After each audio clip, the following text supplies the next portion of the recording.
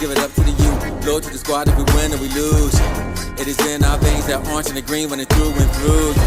Cause you know we want it, your squad versus ours. Now they don't really want it. Our pedigrees deep with pros in abundance. Get ready for the storm cause the hurricane's coming. Let's give it up to the youth. Loyal to the squad if we win or we lose. It is in our veins that orange and the green running through and through. Cause you know we want it, your squad versus ours. Now they don't really want it. Our pedigrees deep with pros in abundance. Get ready for the storm cause the hurricane's coming.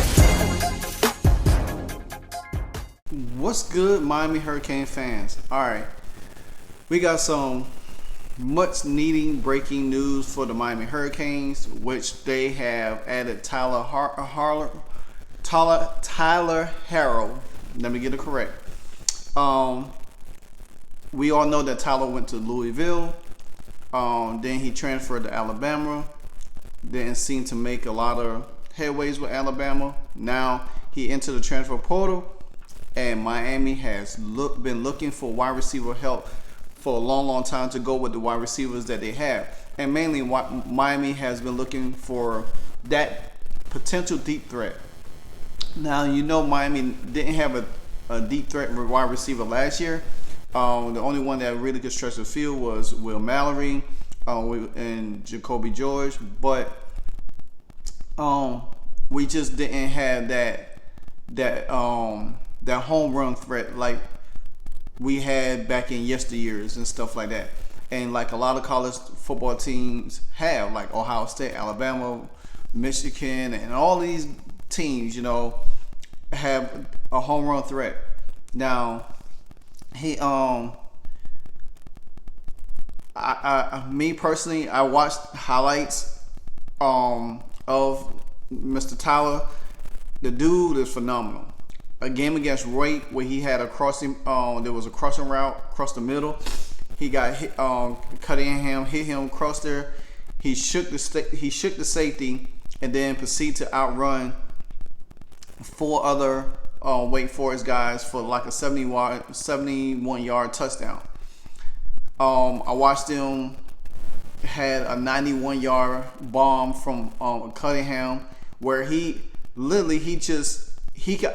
His speed is so ridiculous where he has a step on you and he literally, once he's catch it, it's like he's gone.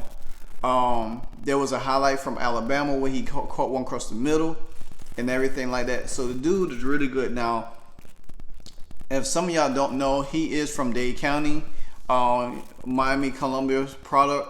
He's 6 foot, 194. He signed with Louisville in the class of 2018. His breakout campaign came in 2021 when he had 29.1 yards a catch for Louisville, and that's ridiculous. So he also finished that season with 18 catches with 523 yards and 6 scores. It seemed like he should have had more than that. This guy has speed.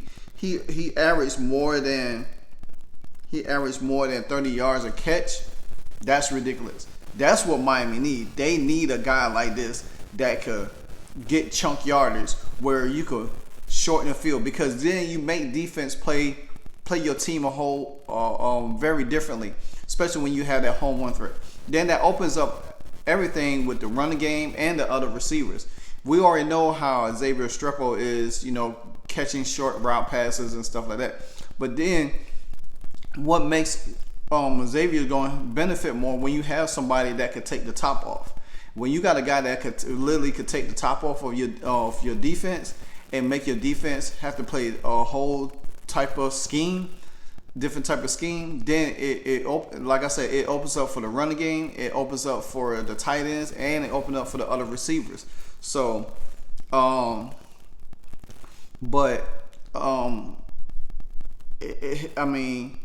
his big playability is not a surprise. But to me, I don't understand how I missed out on this guy. Especially watching ACC football. He probably went under the radar under me, but hey, but I'm glad I got to catch some highlights and see how phenomenal this guy is. If he excels in Miami's offense the way we hope it is with Tyler Van Dyke, who loves to throw the deep ball, man, it's going to be some exciting times in Miami on offense, especially with the running backs you got that could catch out the backfield, that stretches it. Imagine how Rooster would, and all of these other guys could adapt. The Chris Johnson Juniors and all of them guys. You will see a whole different I'll say this: you will see a different Miami offense than you have seen in the last couple of years. More explosive, more explosive, more points being scored. Not struggling to score 30 points. Or 25 points a game. You can score more. I still think Miami should get one more wide receiver, a deep threat wide receiver, because having one, teams could scheme against one. But like I said, it still opened the door for other wide receivers on the team to get some playing time and also be able to make an impact on the squad as well. But I still think Miami should go in the portal and look for another deep threat wide receiver. If they can land not just Tyler and add another one, then you really gonna make this offense very, very explosive. Because you can't not have enough weapons in college and pro football. You can never have enough weapons. You can never settle say, okay, we got our guy. You know what I'm saying? I still think one more could be the difference maker of this offense, even though we got some good young studs there. But I think one more could actually helps. Now he has big, like I said, he has big playability, which comes to no surprise. He has he as fast as 10.39 in the 100 meter and 20.83 in the 200 meter during his prep days. Now, during his season with the Alabama, he only appeared in 5 games and only brought in 2 passes for 18 yards and suffered a foot injury that kept him out. And that's where he kind of probably lost his opportunity to really get into the rotation with Miami, because Alabama keeps such a deep roster, and it's kind of hard to to really figure out what your role is. And if you get injured, then it's kind of sucks. Nick Saban even quoted said the guy got really good speed, which would help the offense at that time. That was back in November, and he thinks that he will find his way to try to use him in certain situations that could be helpful in giving them a explosive vertical play down the field, which would have been a lack of recently. Especially, just imagine if he wasn't hurt last year and he was able to play with Bryce Young all year long. That he would have been probably the Jalen Hyatt of the Alabama offense. So, but now don't get it twisted. But Miami's lack of downfield threat last fall, and Harrell, who is believed is healthy according to sources with the knowledge of the situation, gives the Hurricanes some elite speed on the outside.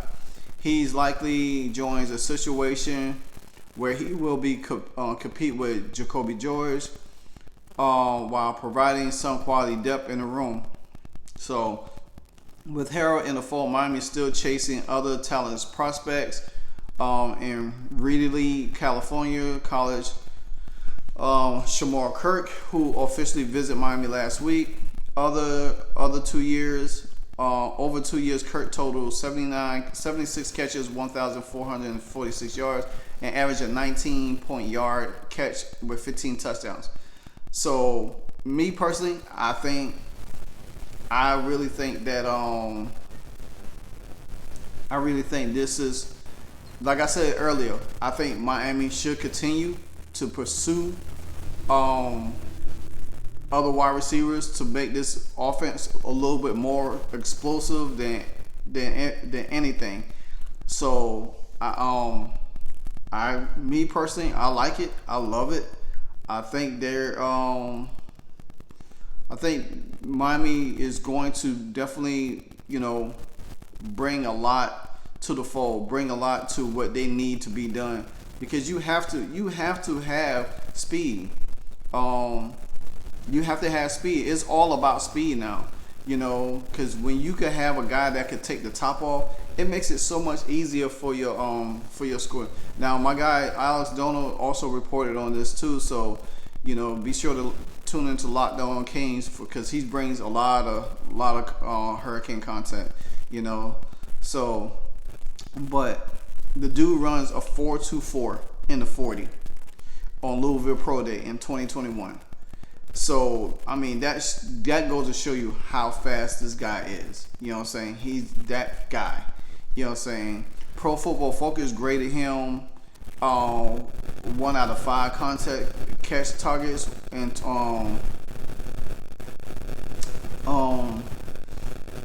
in 2021.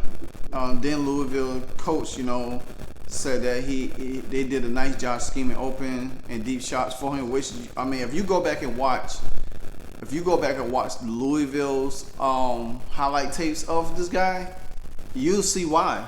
You'll see why they scheme. And I think Miami's going to take some. They probably going to take some things that Louisville did for him, especially with Tyler Van Dyke's ability to throw downfield and make it happen. So we're going to get to see it. So I like it. I'm all for it. So, and like I said, he's a deep post guy. I mean, vertical threat, a deep post. I mean, the dude can run. He is like something that you're going to see. And then, we got Kobe Young there, which I love Kobe Young. I think he's one of the bright spots. He could also, I think Kobe Young will definitely benefit for him. It's going to be hard because I think Harrell could beat out Jacoby George. I think he could beat him out. So we'll see. Because Kobe Young was Miami's top yards after catch reception last year. He had 30 targets and averaged a 3.5. But teams schemed against him, started scheming against him because he was that guy. You know what I'm saying? So we didn't have nobody else to step up. Everybody else was here and there, and we need somebody like that. The last time Miami featured an outside receiver that averaged at least 9 yards after catch per reception with at least 30 targets was in 2016 when Amon Richards averaged 9.1 after catch during his special season. Miami quarterback Tyler Van Dyke showing the ability to hit the deep ball in 2021, and he had outside receiver talent with that season because Tyler Van Dyke completed 24 of 65 deep shot passes for 932 yards and 9 touchdowns, which had ranked 28th most deep shots yardage in the country over a 6-week span in 2021. Van Dyke also completed 20 of 56 deep shots attempt with 793 yards, which was 4th most in the country during that stretch for 8 touchdowns. I think that was Tyler Van Dyke's breakout season too, because that's when he was able to take over the offense. So Tyler Van Dyke numbers, like I said, we get one more person, Tyler Van Dyke numbers could really be Heisman worthy this year. I'm looking forward to it. So I think Mario Doom is still, they still going out and looking for these guys. So like I said, they need one more. I think they could get one more. If they get one more, then it's going to benefit all of the receivers, not just certain ones, but it's going to benefit everybody because you need that stretch that field. You got to hit big shots sometime. That the methodical chunk, hitting here and there, and then trying to run the ball and not taking shots down the field. Teams play up. They start cheating up a little bit. They force you to do things that you're not comfortable with, and they'll make you run the ball and stuff in your run. And especially if your offensive line ain't good and you can't hit the deep shots, they're not gonna respect you. So Miami has to gain the respect and stop punching people in the mouth this year. That's the only way. So welcome home, Mr. Tyler Harrell. Canes on the Daily will be coming back to you soon on Tuesday or Wednesday nights.